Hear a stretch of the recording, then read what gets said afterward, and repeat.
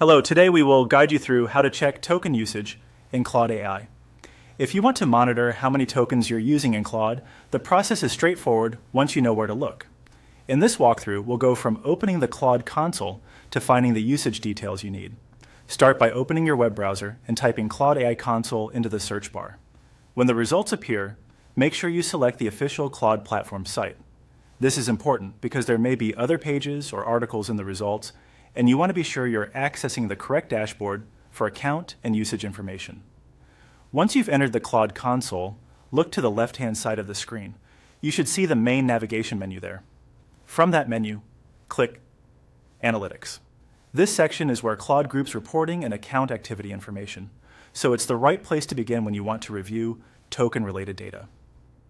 After opening Analytics, click on Usage. As soon as you do, you'll be taken to the Usage view, where the platform displays data related to your activity. This is the main area where token usage information becomes visible, and it can help you understand how much of the platform you've been consuming over time. Next, once you're on the usage page, click on Claude Code. This helps narrow the view to the specific area you want to inspect.